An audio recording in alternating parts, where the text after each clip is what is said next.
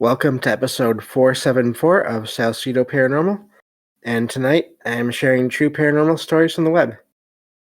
As always, you can find all episodes of the show along with links to social media and other ways to contact me at the podcast page, and that is salcidoparanormal.podbean.com. That's SALSIDO paranormal.podbean.com. Always happy to hear from you all, whether you have comments or questions or topic suggestions or stories of paranormal experiences, whether they're your own or from others that you trust. Happy to either read those or have you join me on the show to talk about them.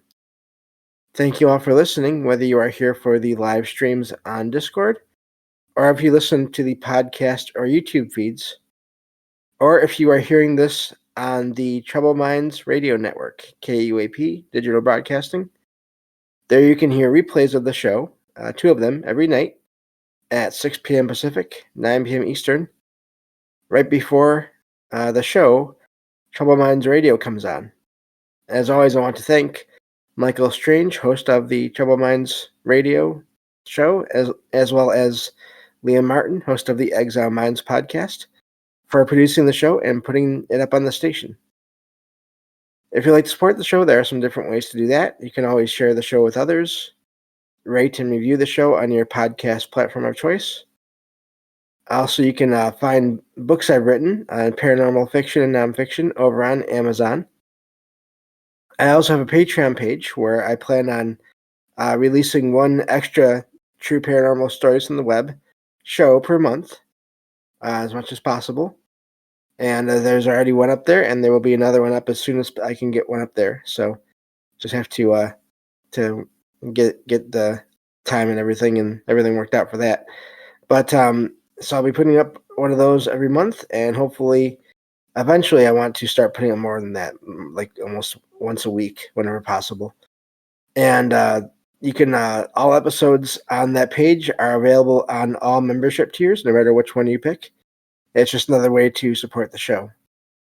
Also, if you'd like to just make a one-time donation, you can do that through PayPal or Venmo, as there are expenses in making the show in terms of equipment and research materials. Again, if you'd like me to review more current books, paranormal fiction or nonfiction books, that unfortunately does in a lot of cases will cost money to do that. And but also help and support would go towards travel expenses, as I'm heading to the Mid-Michigan Paracon this November 4th and 5th. That's a weekend, a Saturday and Sunday. And that's in Mount Pleasant, Michigan at the Soaring Eagle Casino and Resort. And I'll be making recordings there myself and anyone else who wants to join me, talking about anything paranormal, from just thoughts on the subject to personal experiences, and then of course I'll be sharing those recordings on a show once I get back home. So really looking forward to that. Can't believe it's already less than 2 months away. Basically a month and a half from now. So yeah, if you all want to help with any of those things, you're welcome to. Help is never expected, but always appreciated, as I do live on a fixed income. I'm legally blind, and it's just I do what I can. But anyway, I think that covers everything there. As I said in the last couple of shows there, I'll be doing 3 of these true paranormal stories from the web shows per week from now on. And so this is the first of these 3 shows for this week. So I think that takes care of everything, and I can get to the stories here. So let me see here. Let me get to the file. The funny thing is, here I have I try to always be finding out there searching for stories. So these stories I'm going to read tonight, I don't really remember now anymore at this point, because I think I found them, I don't even know, a week or more ago. So I think we'll both be surprised at the stories in a way. Getting to this first one here. This one says, my old house was located 15 miles outside of town, accessible via a dirt road through hills and farms. One night, while driving home after dark, I passed a large farm with front gates and large trees. I saw a man near the road, resembling the Hat Man, which is a shadow figure, with a hat, coat, and a white cloth covering his face. The man was waving a giant railroad tie in the air, so I'm guessing that means one of the metal, uh, stretch of metal, piece of metal, I guess. But then it says, I kept driving without incident. I wonder if this could be a spirit, though I am open to other explanations. I just wonder why someone would dress like that, or why a spirit would appear in such a way. And that's where that story ends. I wonder, and of course, this is something. The only problem with finding stories online is there's no interview process, at least not an easy one. And when I wonder when they mention the white white cloth covering his face, I wonder if the writer there means it covered the entire face, as in eyes and nose and I mean everything, or if it was more just the mouth, almost like a what you would see in I don't know, like Wild West movies, but like a bandana across someone's mouth. Um, I'm guessing to keep out dust or things like that. I'm not a Western fan, so I don't really know. But I would think that some kind of a cloth or bandana could be a more common thing. But if it's covering the entire face, then I would wonder, was that really a fabric covering the person's face or the apparition's face, or was that just how it appeared to the writer there, to the experiencer? And so a lot of questions there. And waving something in the air, I wonder if it was trying to get the writer's attention, um, or if there was something else going on. I mean, there's always the possibility of some kind of residual apparition where it wasn't even aware of the writer, and or a time anomaly where they were waving but they didn't even see the writer in their vehicle. They were looking at something else. So many possibilities there. Uh, I have heard of shadow figures with glowing eyes. I would wonder if there could be enough light coming from something like that to make it look like there was a fabric covering their face. I don't know. A lot of it's very unclear, but also that's I don't mind that because that leads to all these questions, and I just sort of put out there. So so yeah, I don't know what the person saw, but I'm glad that nothing else happened, and it's an amazing story to be able to tell to people. Uh, I would be if I had an experience like that, I would definitely be sharing it with anyone whenever this kind of topic came up anywhere. I'd be trying to figure out what that was and seeing what other people think about it. So, but yeah, see, I had forgotten about these stories. It's been a while since I read them, since I found them. So, but anyway, moving on to the next one here. This one, let me see here. Okay, this one says, I'm wondering what you all think about this unusual encounter I had recently. My husband and I are the same age, 32. We were up late watching videos online. I work from home, and my husband was with me. The living room TV is across from my desk. We have an open concept kitchen to my right. A white sparkly ball of light emerged from the TV during a normal video. They mentioned the name of the show, but again, I try to keep these brand names or uh, copyrighted names out of these things as much as possible.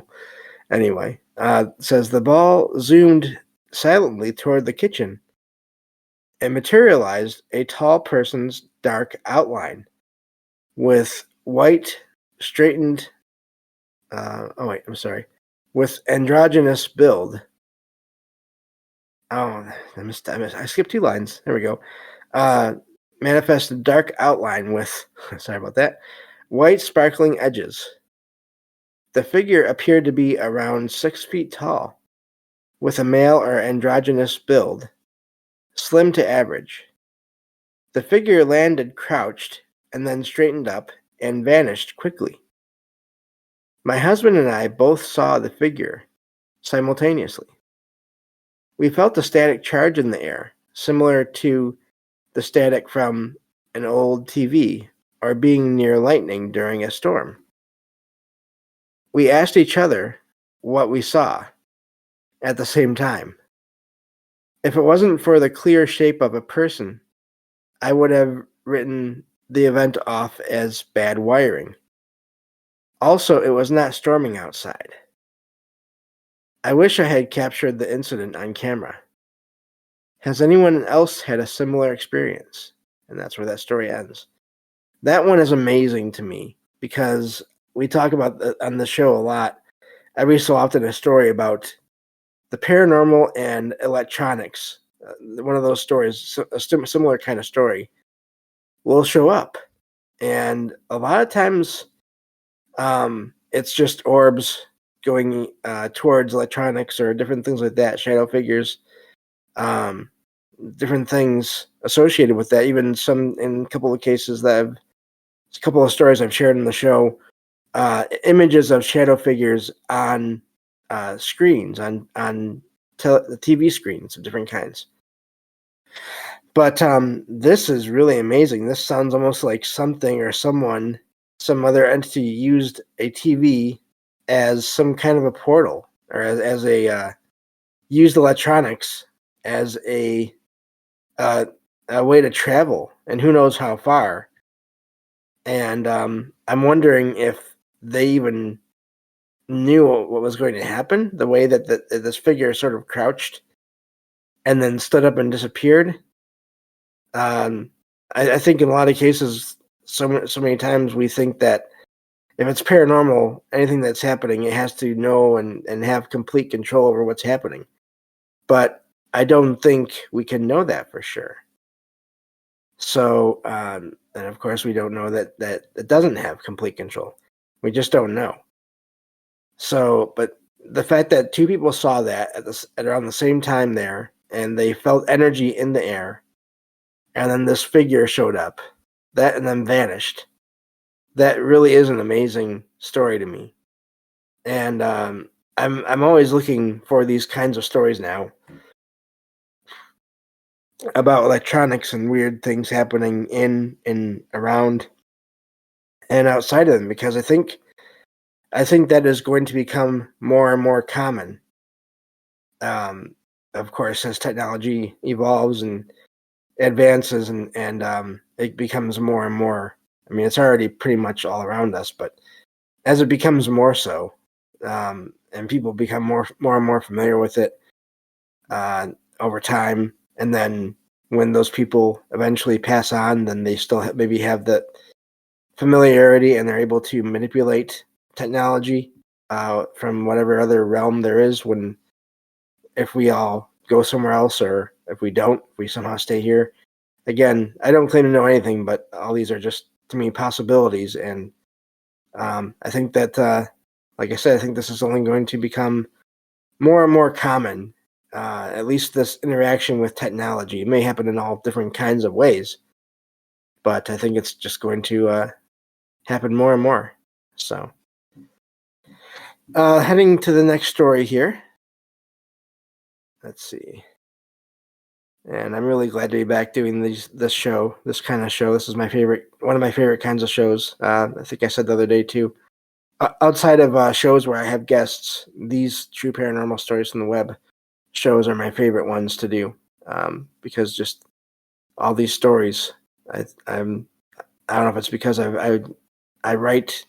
I've been writing stories on and off since I was a kid, or if it's something else. But I love to find these stories and share them. So, this next one says, I had a strange encounter recently while hiking, not far from home. During the hike, I heard noises like breaking sticks and footsteps nearby. At first, I thought it might be an animal, but when I looked, I saw something that wasn't any animal I recognized. It wasn't exactly human either. The figure was pale, deformed, with a weird shaped head. It's odd wording there, but and black eyes, resembling an alien. I panicked and ran back home. To this day, the memory of this sighting is still vivid in my mind. I am wondering if the creature is still there. Maybe I could return at some point with a camera. This may sound weird, but I had to share it anyway. So that's where that one ends. I know it's a fairly short one, but um, still, it's amazing. And that's another thing that happens. It seems like a lot of whatever they are, whether it's some kind of a cryptid or it is some kind of an alien, or aliens. Some aliens can be cryptids. I don't know, but there's a lot of the woods and paths and all those different things. I think just as much happens out in nature as it does in buildings, and it's just that depends on what you look into and who you talk to, and I think just who is willing to share their stories and where they share them. So, but yeah, uh, I don't know. It could have been, and we hear about sort of UFOs and other things being close to or in the woods or flying over the woods. So I think anything is possible there. So I wonder if the writer ever goes back into that area, and if they ever have if they ever see or feel or hear anything while they're there, if that was just a one-time thing, or if they avoid that area altogether. I mean, if they were, I can see if frightened them, then they may not ever go back in that area. They may just pick somewhere else to hike. That's definitely something that happens. Some people, when they have experiences they can't explain, they'll just avoid an area and and just go other places because they don't want to deal with that again, which I totally understand. So, um, but yeah, there's so much out there that happens in and around the woods or around nature, and all different kinds of things: ghosts, apparitions, cryptids, aliens, lights. Just it's all. I think all this stuff is everywhere. It's just a matter of when and who is there to notice it. So, and again, part of the purpose of the show is to point out that that's not the paranormal is not inherently always evil. I think there's a range at all times. So I'm not saying that everything is out there um, to frighten anyone. I'm just saying that these stories come from almost everywhere, and that's why I always sort of um, joke about or laugh, not at, but laugh whenever I find a story or an article that says this is the most haunted whatever town, state, country, or this is the most haunted place in this town. I always that cracks me up because how do we really know? But anyway, that's just a personal sort of a thing that annoys me a little bit, so I like to joke about it. But moving on to this next story here. This one says, recently, while playing video games with friends late at night online, I have sensed a presence in the doorway to my room. At first, I thought it was just my imagination or tiredness from being up so late. One night around 1 a.m., I saw a figure that matched the doorway's height. While I was talking and joking around with my friends, the figure walked past the doorway. I watched the figure as it moved, letting my friends continue the conversation on their own. I haven't seen the figure since that night, but I still sense it nearby at around the same time, most nights and in our early mornings. Has anyone ever had a similar experience? And that's where that one ends. I'm guessing they mean a shadow figure because I think if it was more detailed, I would think they would mention that. So I'm guessing it's a shadow figure. So, and we hear this so often, these different figures, shadow figures, whatever they are, seem to just want to observe. They don't always mean harm or want to frighten anyone. And of course, they can still be frightening if there's some figure there that you don't know, especially if you're not familiar with or not used to any of this kind of stuff happening. But so I wonder if it was some kind of a observer, watcher, you might say. And then, of course, the question there is, what is the reason or the purpose for that? And shadow figures, they seem to, again, just like everything else, I think, it seems like in a lot of cases, they're not all good, they're not all evil, they're not all neutral. Some of them have agendas, some of them seem to just appear and disappear from areas without even hardly interacting with anyone or anything at all. So it's hard to say what's going on there. It is, I don't know if it's related to the technology at all in a way or not.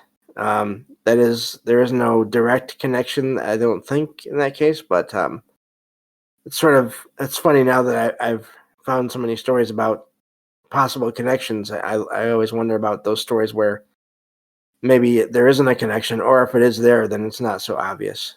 But so yeah, and these shadow figures, I've only had a couple of experiences with one. And in both cases, I think it was a sort of a goodbye, sort of this figure letting me know that they were leaving.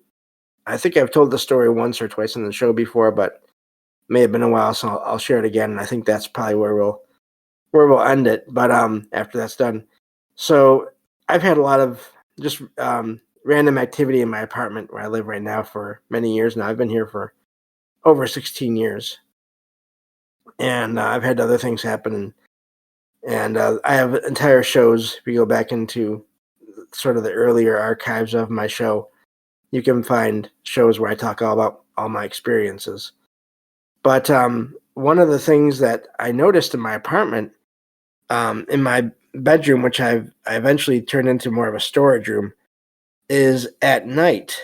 Whenever I would be in there or go in there, I would sense a presence in the main closet in the bedroom, the storage room. I never saw anything at those times, but I just sensed the presence there. But I got this feeling like they just wanted to be left alone, and it was sort of a not in words or in a voice, but the sort of message I got was, "Leave me alone, and I'll leave you alone. I don't mean any harm. I just need a place to stay at night." And that's what it did, and it would be there. It was there for, I'd say, years, at night. And I would always, whenever I had to go in the room to put anything in there or take anything out, I would just speak out loud and say, "I'm just coming in for a minute to do this," and I would go in, and it'd be fine. And I'd do what I had to do, and I'd leave the room. And but then eventually, this one night happened 2 nights in a row. But this one night, I was listening to a paranormal themed show, and I noticed this shadow figure that came out from the direction of that room. And it stopped at the kitchen doorway, a ways away from me, didn't get close. And it just sort of appeared there to stay there for a bit. And it was the height of a person and like the width or the size or general shape, but no features. And then it went back into the room. And I did that 2 nights in a row. And then after that, I never sensed it in there again. So apparently, for whatever reason, it didn't need that room anymore, and it's been gone ever since, as far as I can tell. So, but that's going to do it for today. Thank you all for listening. I'll be back tomorrow with more true paranormal stories from the web on the next episode of Salcedo Paranormal. Take care, everyone.